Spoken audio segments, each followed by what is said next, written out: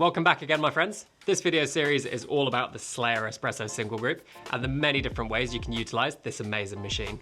Today we're making a style of drink that really focuses on the complexity, vibrancy and juiciness of a coffee. We're going to be taking inspiration from elements of the reverse SLAYER shot, a turbo shot and also a more traditional Lungo, and we're calling this the Low Flow Spro.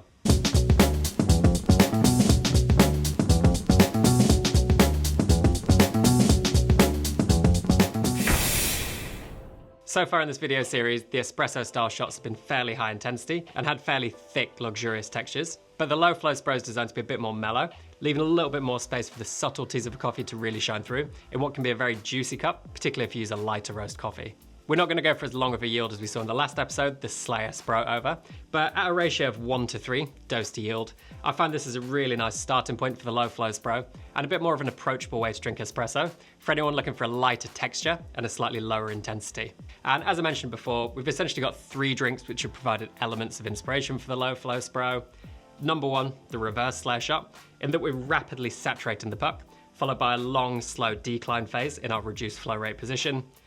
Number 2, the turbo shot, in that this is a very efficient way of brewing, capable of reaching very high extractions, using a reduced maximum pressure of 6 bar. And number 3, a more traditional Lungo, in that we're using a slightly longer ratio of 1:3 than the 1:2 you see in many modern espresso recipes. When it comes to the name, the Low Flow Spro, this is inspired by the fact that after a quick saturation in position 2, we're going to move into position 1 for the majority of our shot, which is going to have a restricted flow rate thanks to the needle valve inside the machine. So now we understand the Low Flow Spro and the inspiration behind it, we can set up our machine ready to brew on.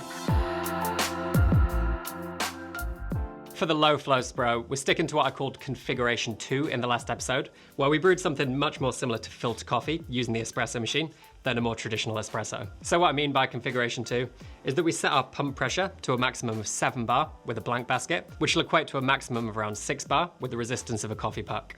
This will deliver water in position 2, the left position as the barista looks at the machine, at a flow rate of around 7.5 grams per second, obviously with no coffee providing resistance. And then in position 1, our middle position, we're going to use the needle valve to restrict the flow rate to set a flow rate of 4 grams per second, which we're going to use for the majority of this shot. I'll leave my brew temperature set at 94 degrees, which I think is a really good temperature for lighter roast coffees, which is where this brew method shines. But as always, you can experiment with this, increase it, decrease it, whatever works for you and the coffee you're brewing. We can just actuate to come out of the menu, and now we're all set up to brew a Low Flow Spro. So inspired by the turbo shot, which is a very efficient way of extracting generally slightly lower doses of coffee, I've gone with 15 grams here in a 16 gram basket. But if you have a slightly bigger basket than this, you can slightly increase your dose and adjust your yield accordingly. The tip I'd give here, just like in the previous videos, is if you have a dry dose of coffee in your basket and you insert it into the group and take it out again, if there's an imprint of the screw in the bed, I think your dose is a little bit high and I'd recommend bringing it down slightly. So first of all, we're just going to purge our group, giving that a little wipe to make sure it's nice and dry. And then the first part of the extraction is going to be a very quick saturation, inspired by the reverse SLAYER shot. So we're going to go into our full brew position, position 2, until we see the puck is fully saturated, then back down into position 1, our restricted flow rate, for the rest of the extraction. So now, I'm going to go in, tear our scales, and we can start brewing our Low Flow Spro. We're going to start by quickly saturating the puck in position 2, and now we're going to move straight back down into position 1, our restricted flow rate for the rest of the shot. We're aiming to extract our 1:3 ratio, so in this case 45 grams, in a total contact time between 23 and 27 seconds. And I find this gives a really nice balance of a juicy but full texture, great clarity, and a very efficient extraction. So now we're approaching our target yield of 45 grams. We're just going to stop the shot, and that extracted in just shy of 25 seconds. That sits really nicely in my target range of somewhere between 23 and 27 seconds. Obviously you can go beyond this. If you go any quicker, I find it brings down the body slightly, which some people really enjoy. Any slower and you get a little bit more texture in the cup. These shots don't look great either coming out of the machine or in the cup when you compare them to something like a SLAYER shot or a reverse SLAYER shot, which looks really gooey, thick and syrupy. These are much lighter, much more juicy, and they don't have a ton of crema, but don't count them out for that. What they lack in looks, they more than make up for in clarity and juiciness. And it's just another really nice expression of a coffee, which is quite different to a SLAYER shot, a reverse SLAYER shot, or a 15-15-15. So giving this one a taste. Cheers, everybody. That's really good. It's juicy, vibrant, got lots of red fruit coming through. This is the same red honey geisha from Costa Rica that I used in the previous video. Obviously, it's got more intensity than the SLAYER Spro over, but all the flavors in here are really clear. Got lots of tropical fruit in here, pineapple, mango, some almost Earl Grey tea-like flavors coming through as well. Lots of that jammy, fruity sweetness.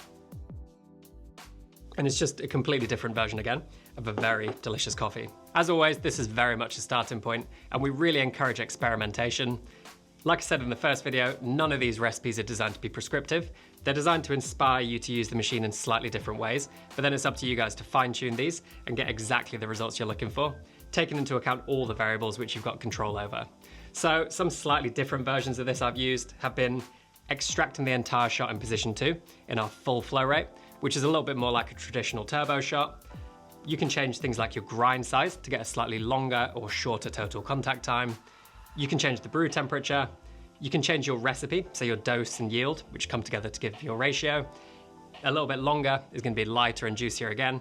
A little bit shorter will get you a little bit closer to a more traditional texture, but all of these things are completely up to you. Work out what works for you and enjoy your Low Flow Spros. So if you enjoyed this, make sure you subscribe to the channel here so you don't miss any future content. And I'll put a couple of playlists on screen here.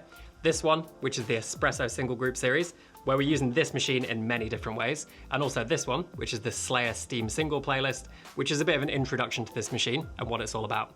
So I really hope you enjoy the next video. Enjoy your Low Flow Spros, and thanks for watching. Cheers.